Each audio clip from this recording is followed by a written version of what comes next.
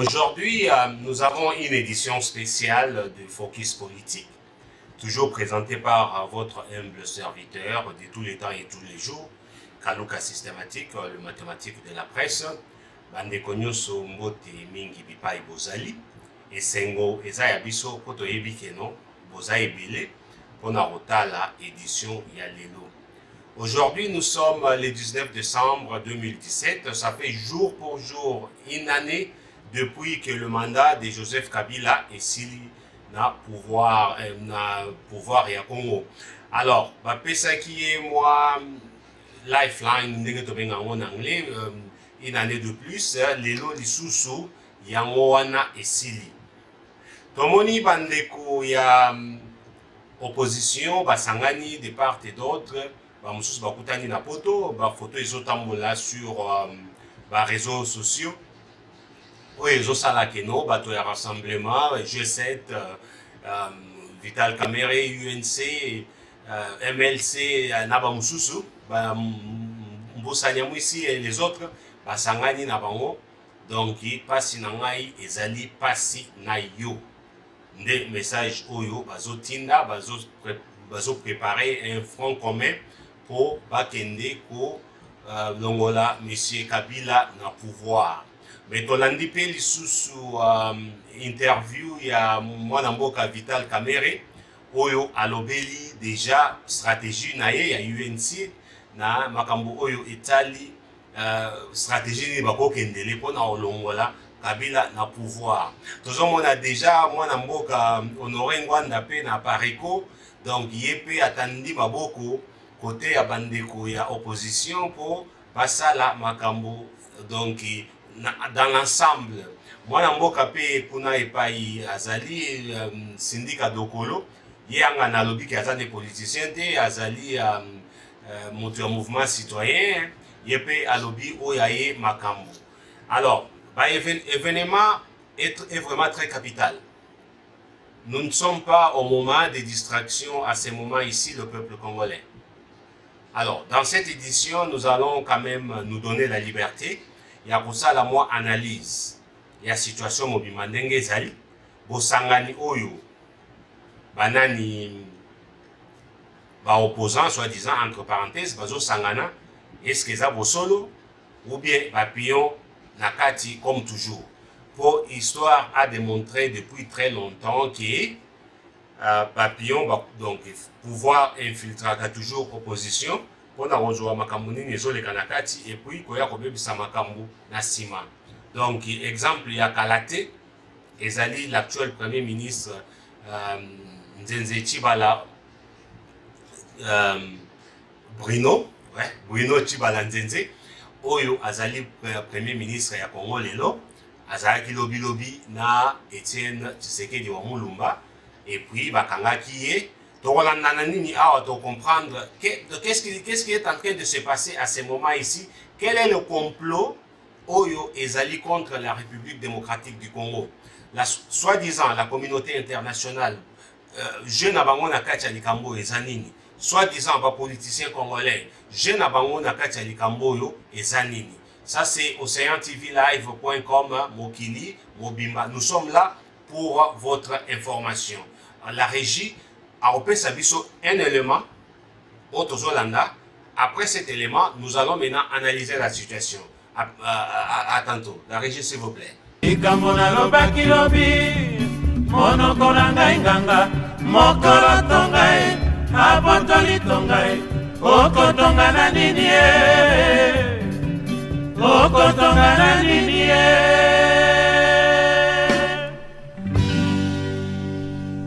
Olobaki trona esika yango bati yo pembenyo loba lisusu mama kata dengo kataka loba lisusu mama tokokani ye dike ngadiani dike ngadiani Felix mwana wa Kongo eyo pasi na yo pasi na ngai pasi na ngai pasi na yo mateso yangu, mateso yako, mateso yangu, mateso yako. Pamoja juu ya Kongo. Ya Kongo. Asante. Mpasi na muno, mpasi na nge. Mpasi na muno, mpasi na nge, mpasi na muno. Mpasi ya bana Kongo ya mama. Mpasi na muno, mpasi na nge. Mpasi ya policier, mpasi na beto.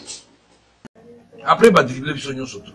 Mais le quoi, comme nous tous nous avons péché, pour reconnaître que Bissognon so, Kabila a dribblé Bisso.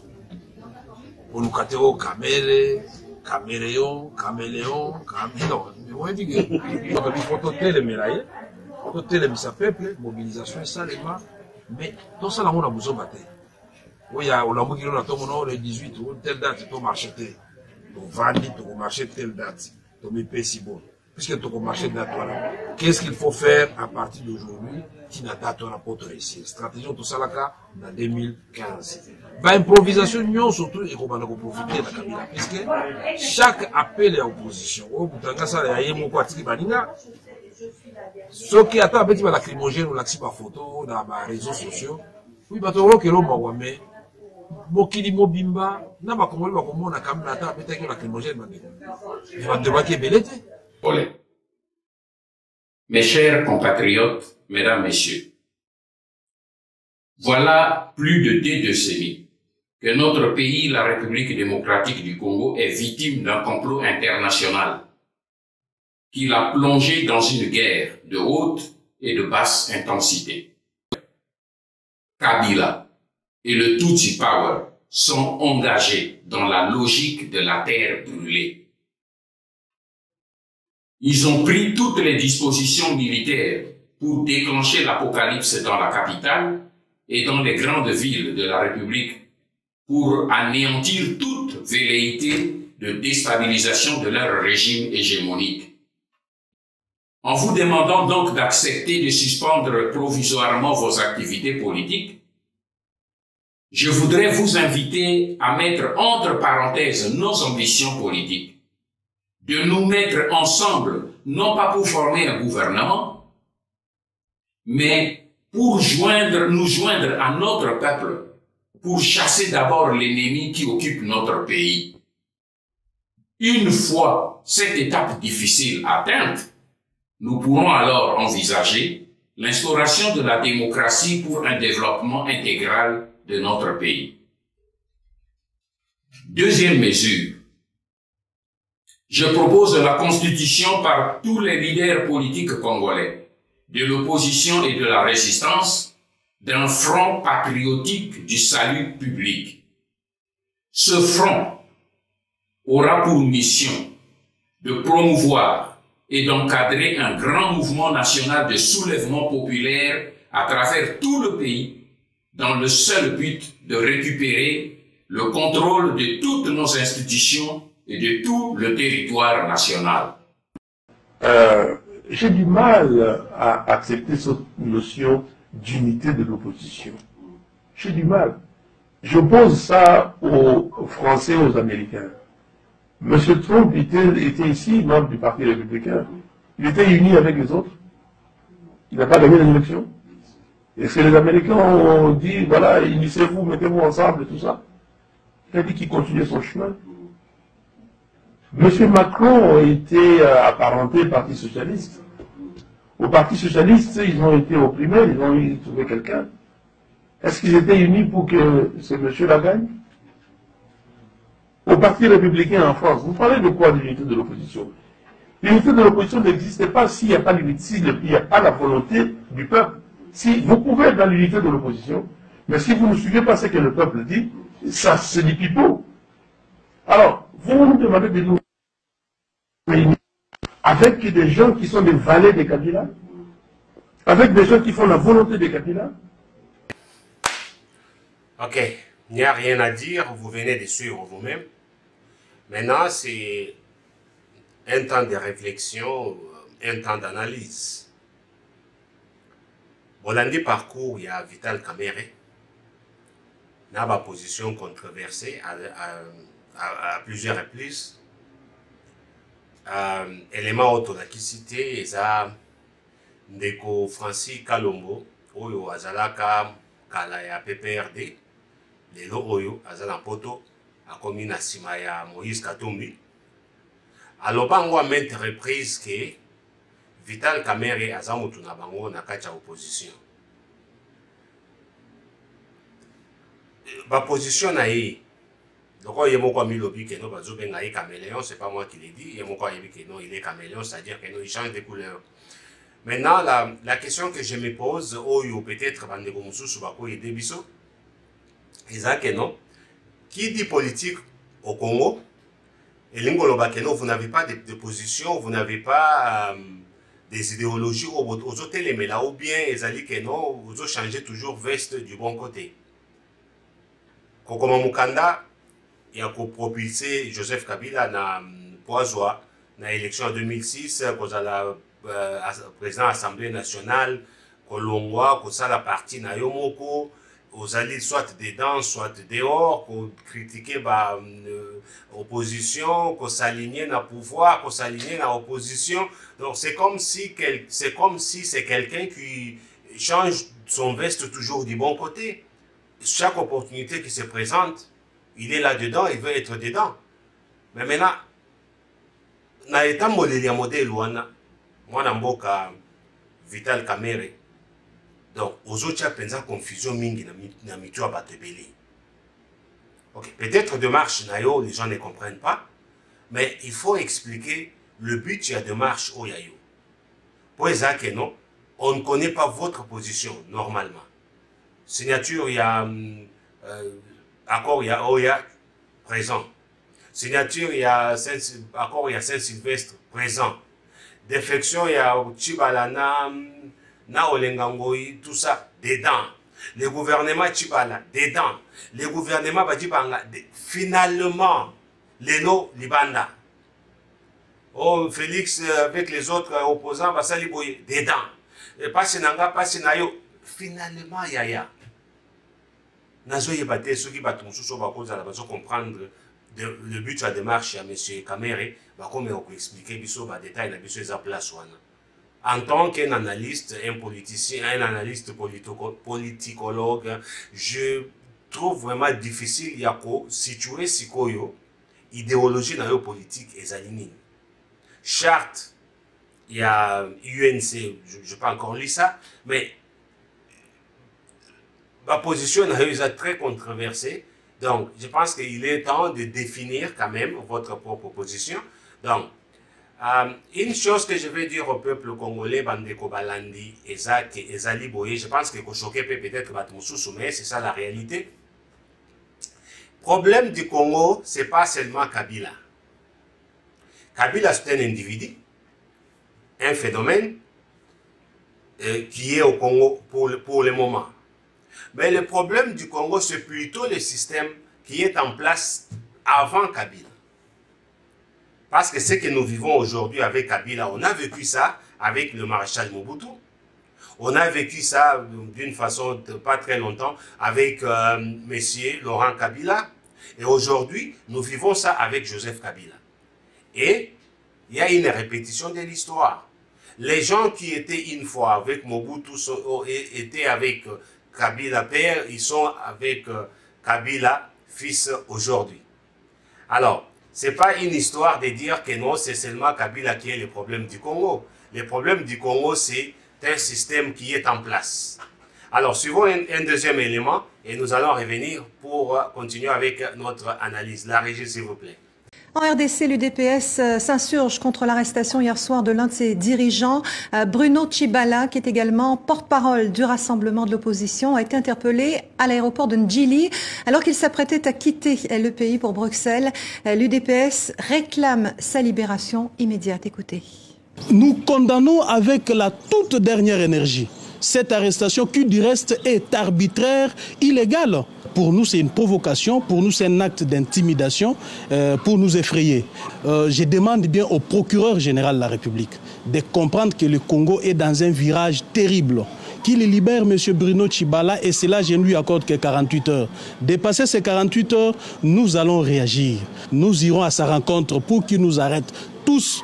Et là où sera Bruno Tshibala, c'est là où nous tous nous serons aussi. Parce que trop c'est trop, nous avons toléré et en fait nous sommes saturés.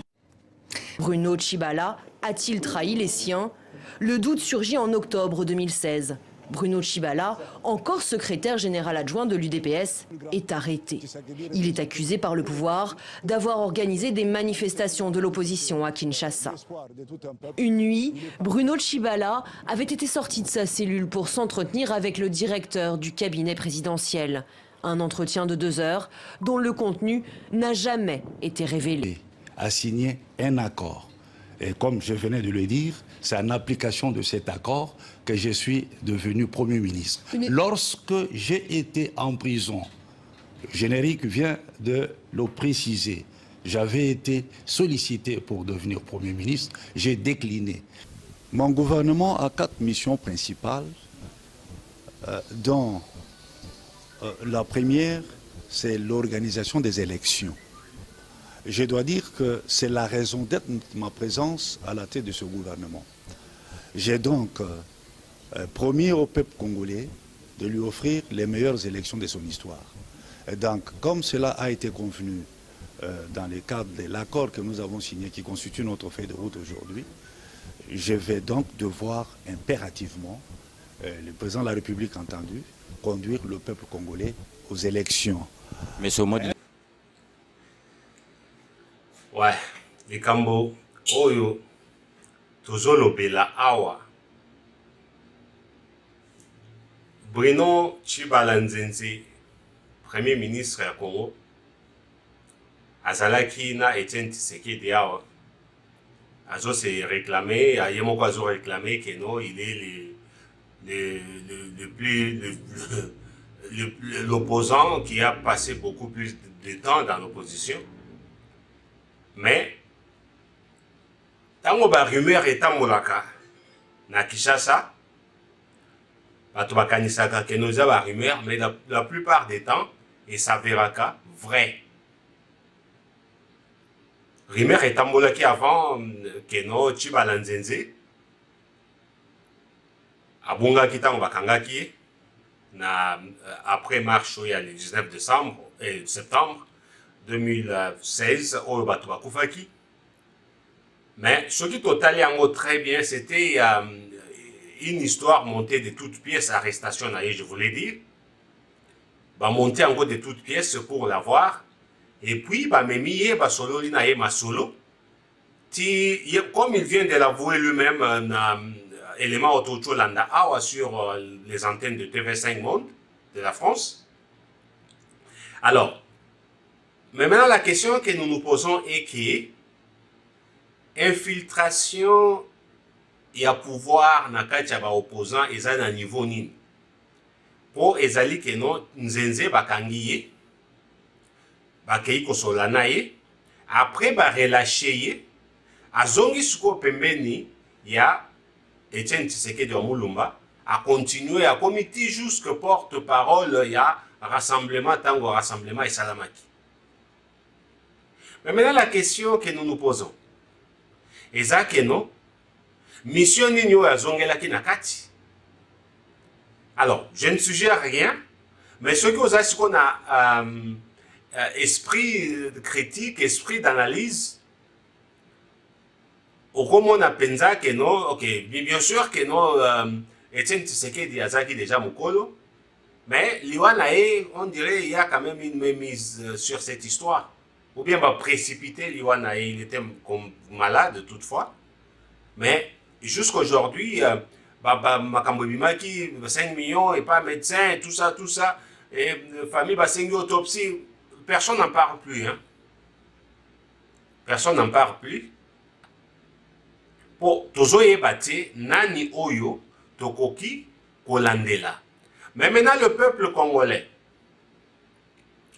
comme je l'ai dit avant, le problème du Congo, ce n'est pas une seule personne, ce n'est pas Joseph Kabila seul, parce qu'il ne travaille pas seul.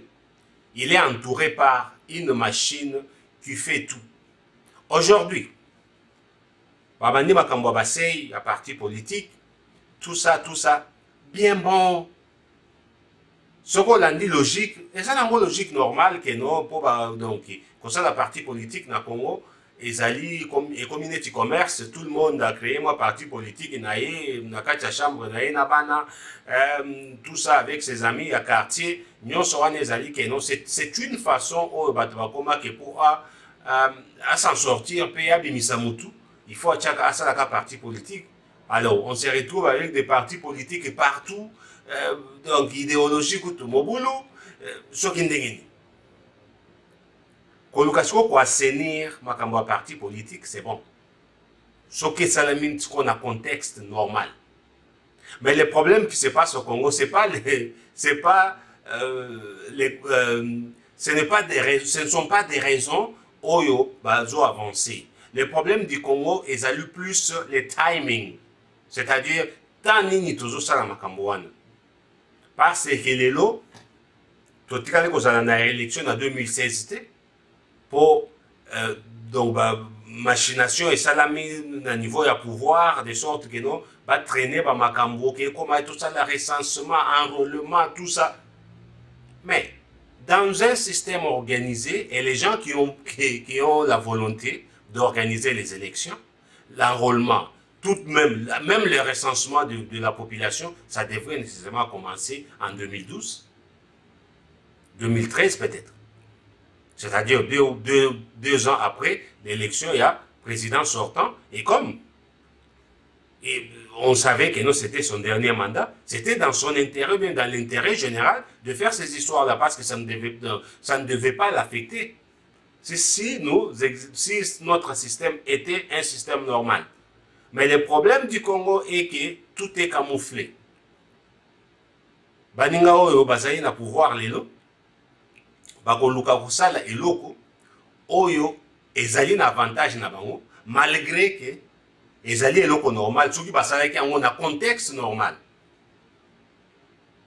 Lelo oyo, il y a des tâtonnements.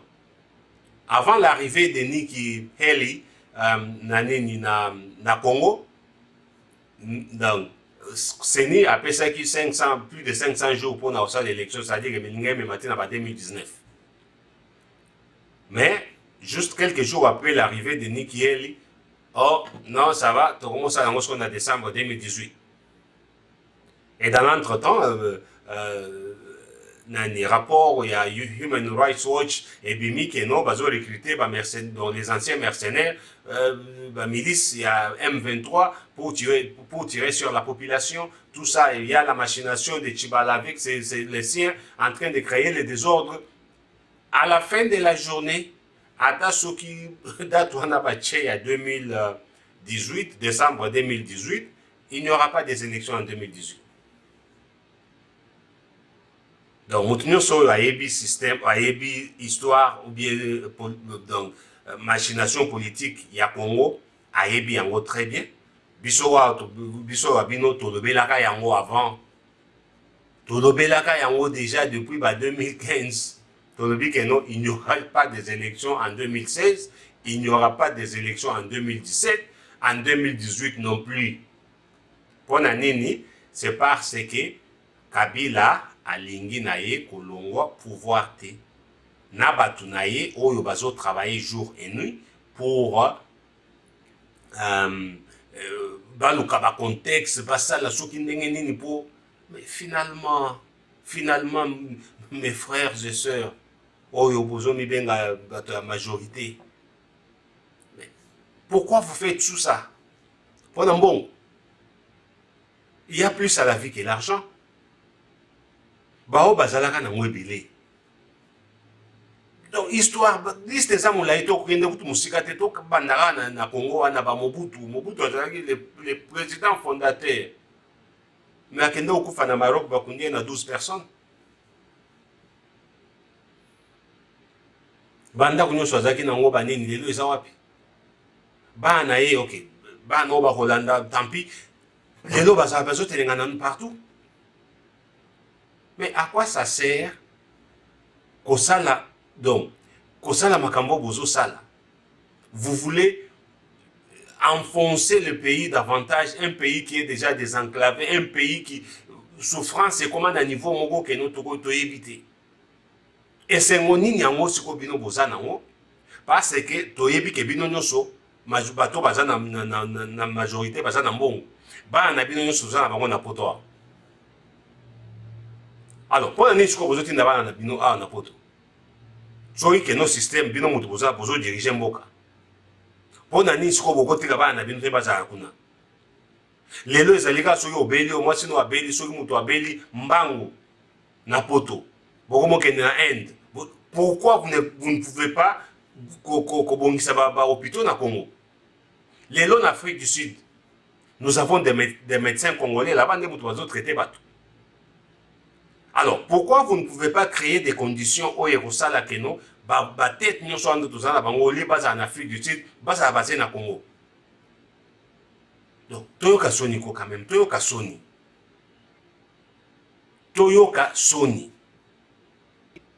Nyonso wana pona nini soki mboka ezaki malamu soki keno bozo dirige mboka malamu pona nini mbongo ya mboka bozo memango nyonso libanda Congolais ya diaspora tozo mona pasi bato bazo sa misala ya échafaudage bazo nettoyer des toilettes de ces types dans bibembe n'importe quoi bato bazo la libanda na malili. Chaque jour oyo on envoie de l'argent au Congo.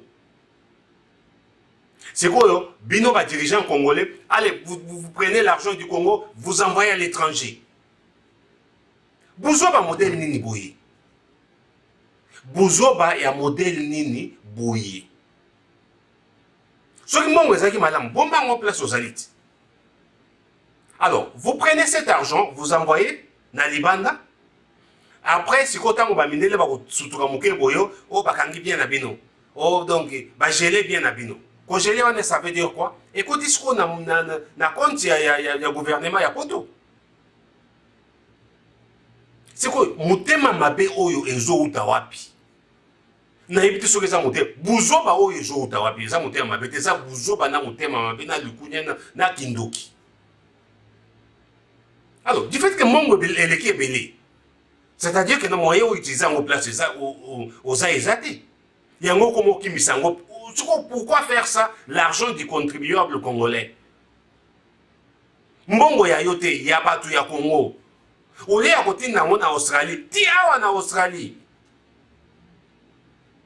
Bozo memango. Tina ba New Way kuna tout ça. Janet Kabila nani na Panama Papers. Bazana ba compagnie. Tina New Way awa na Pacifique. Pourquoi motema ya boyi? Pourquoi motema ya modèle oyo? Mbongo wana boko utiliser ngo na Congo. Botongela bato ba hôpitaux, botonga ba école à Malonga, bana bakende école Ofele, hôpital Ofele. Non non, mais vous jugez bon de prendre cet argent, investir à l'étranger. Mais qu'est-ce qui se passe dans vos têtes, dans vos petites têtes? Et nous on y est na mitu na bino.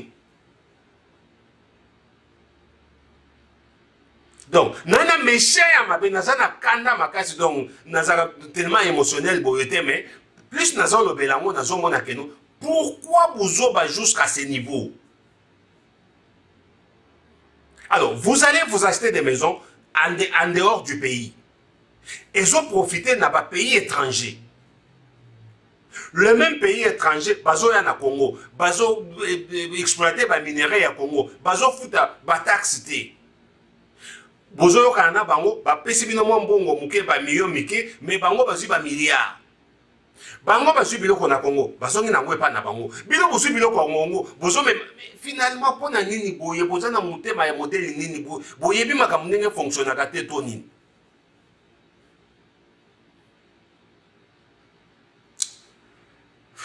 Pour comprendre, vous savez, généralement, Nazara toujours na tempérament, mais Oyo ezali vraiment très triste, c'est vraiment triste. Comment se fait-il que bakonzi ya Congo bazo somba biloko bandaku partout na mokili mboka nyonso possible oyo koyeba bazo kendo somba biloko kuna mbongo oyo ya Congo soki boza déjà na bandako na Congo oyo kokibino pona nini boko tika mbongo ya bato evanda na kesi ya l'état te esala musala nango bozo yiba yango sko place ya kobomba ngo na Congo ezate boko moko ndebo misango libanda. Tango siko eza libanda, tango bakangaka ozoki bakangi bien ya général Kanyama. C'est parce que bayebi ngai kaluka nazana pasi ya. Mindele bayebi biloko nyonso bozana ngo na poto. Ba kon nyonso bozana ngo bayebi yango. Soki bosali buzoba moke boya kangi ki ba miyo ya Congo oyo ko sa musala na Congo écoute na ba compte na bango. Les mêmes gens oyo bazo exploiter les minéraux au Congo. Bino siko bozo siko moke wana bozana ngo bozo mebela bango lisusu. Biso pe tozali awa tozomona pasi. Je vous dis sincèrement, les Congolais à diaspora bazo mona pasi.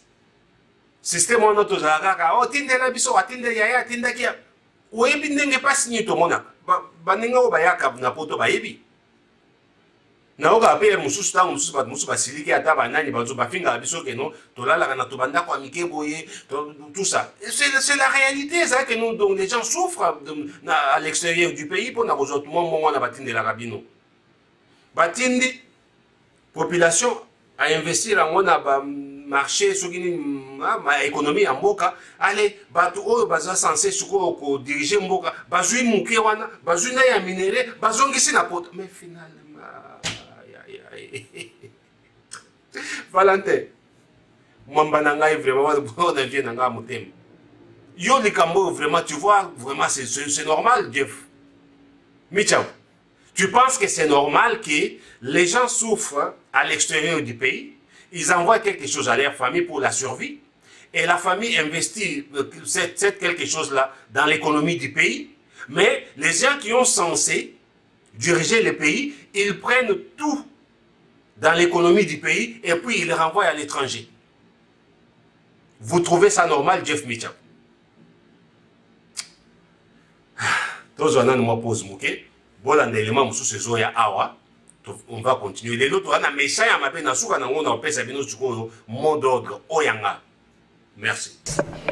Toko solo la mwana mboka Félix Tshisekedi. Mbote mwana mboka Félix Tshisekedi. Ah, mbote ndeko eleza. Nakati ya permanence, mukolo lilo c'était prévu marche. Est-ce que bon marché, to bon marché té? Non, to marché té malheureusement. To marché té journée à lelo e bandai na mbula.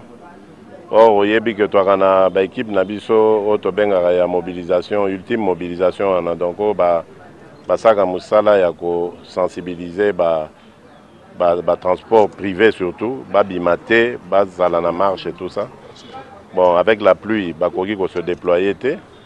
Ensuite déploiement ya ba policier salemi ba empêcher ba jonction ya ba militant na biso ba combattant na biso salema. Alors, biso siko tant to bimi pe poto kende na échangeur malheureusement siko tant to so na ba combattant zo ba batamaki batama siko biso moyen ni to yeba que ba batamaki c'était donc moi manque à coordination mais biso zo décourager biso te to yebi que peuple na biso aza acquis au changement même ba policier on a to eu occasion resola na bango to zo sentir que balingi changement. Je crois que to kokisango kaka, il y a pas de problème na bitumba balembagate. On peut perdre une bataille, mais il ne faut pas perdre la guerre. Très bien. Voilà. Ok, bon. Tochola nango biso nyonso awa. Marche ezalaki prévu et ça le 19 décembre et ça l'a mis na monoko Félix Bolandi yango binomoko. Tokomo koma na suka lisolo na biso. Et comme ce temps, il y a tout ça la moi réflexion générale na situation générale oyo il y a mboka la République démocratique du Congo. Les problèmes qui se posent au Congo aujourd'hui, ezali que non, entre la population et les politiciens, il n'y a pas la confiance. C'est-à-dire que la population va si lembi, pour zoba, oyo, il y a des politiciens. Dans ce cas, je parle des politiciens qui s'appellent qui s'est dit des opposants. Peuple bazomo nango mikolonioso. Lelo azali opposant, lobby a trahi le peuple à rejoindre le pouvoir. Ce qui fait que le peuple sikoyo va perdre confiance en la classe politique. Que ce soit du pouvoir comme de l'opposition. Sikoyo, ba opposant, bazan a besoin que nos peuples alanda maka mot d'ordre ou bien ba directive azo pesa bango. Mais maintenant, le peuple ne suit pas ça parce que, bah, que non, ça pourra se passer toujours comme avant. Bah, si confiance na bango na batu balandi, et par après, le même genre va trahir bango. Alors, nous nous retrouvons maintenant avec un ennemi en face, Oyo Azan Minduki, azo respecté texte, azo respecté constitution, c'est-à-dire M. Kabila avec son armée, na baninga na yenyo so Oyo Bazan na pouvoir, bazos mi benga, bato majorité présidentielle. Ndenge na lobaki avant, na rozonga ya sous-souté émotionnellement, et ça dit que non, ce sont des gens qui travaillent toujours pour leur propre intérêt. Alors, d'un côté, bango bazo respecté, bazali na force ya Minduki, neti ndeko Mwanda nenga otoloba awa na kacha ya édition autolaxibino. Baza déjà préparé. Donc, dicton o ya keno, tu veux la paix, prépare la guerre. Bango baza préparé, baza na Minduki. Le peuple n'a pas d'armes pour confronter bango. Mais maintenant, et le peuple Azaranango, ils ont une détermination, il y a à se mobiliser comme un seul homme pour atteindre Kabango. Mais maintenant, ce qui manque maintenant dans le peuple, toujours le Bakeno, Bazo Banga. Donc, selon mon analyse, Bazo Banga, ils n'ont pas confiance à la classe politique congolaise, qui se dit de l'opposition. C'est quoi l'opposition de l'autre côté? Balobi Keno Bango Bazali, une opposition non violente. Par exemple, le monde qui était, bazo Zouamakasi na bango na peuple. Mais ce que le peuple paie, c'est comme si le peuple a abandonné bango. Alors, avec une seule situation, je pense que changement est koyaka na Congo, les lotis. Na aliro est toujours kende oyo et koyaka ti. Alors, il faut qu'on change cette stratégie. Pour les Kamboya marche, ville morte, tu sais que du père à Salah en haut depuis. Mais, et maintenant, il est comme côté. Et puis, Kabila a dit très bien que non, bah, au Salah, en autant, au banc, il s'abat tout, bah, tu vas obimater. Et puis, il est en train d'utiliser son argent, apparemment. Donc, na kacha église, il finance, pasteur Moussoussou, pour pâter Yakabatou toujours, que non, obimater, les pouvoirs bien de Dieu, tout ça, donc, comment on a la Bible. Alors, la situation est abouillée. Et Tikalika Kanzele Zakamoko. Moto Minduki. Ayoka Akaka. Lokito Minduki. Oya, pour Bino Molubi qui est toujours respecté, Constitution et lobby que non, Moto Akozwa, pouvoir na makasité, ninité. Mais il y a toujours respecté en côté. Nani soit dans la position avant, dans la position en force. Et ça y est, Azana Minduki, et puis ils ont respecté ma solo. Bino Siko, ils ont respecté ma solo, mais ils ont un peuple de la semaine à Binoté. Peuple a l'ingé changement et quota. Tout le monde a l'ingé changement et quota. Mais maintenant, Bakaméléon ou Tozana Bango. N'engeni peuple a coupé sa confiance dans mon Vital Kamel. Ou coupé sa confiance n'engeni ata sur le peuple en Ouazazoba. Moto azali que non, Lelo a un pouvoir, Lobi a une opposition, Lelo a critiqué l'opposition, a critiqué le pouvoir. Donc, position n'est pas banati. Ce que Moto Bongo, Bogopé, ça y est confiance n'engeni. Une de peste Moto Tikalaï que non, donc il y a un parti Mounene Boyenaboye. Donc, Tina Katina Bango, Batbazo Bima, Babrino Tiba la Bazara Kikuna, et Bakangi, Boy, finalement, Tokoye Banani Azali Nani Nakacha Congo. C'est ça le problème au Yoso Salasiko. On a des analyses dans l'AP, dans l'Andi Makamounio, je suis un journaliste d'investigation, dans l'Andi Makamoutou, je comprends maintenant, position à peuple. Peuple les alliés que non, Bazali Vouena, Bangomoko. Et ça n'a pas été un semana Bangote. Parce que, Bao Nyonso Bazali, Bamusu Bazan Kacha gouvernement.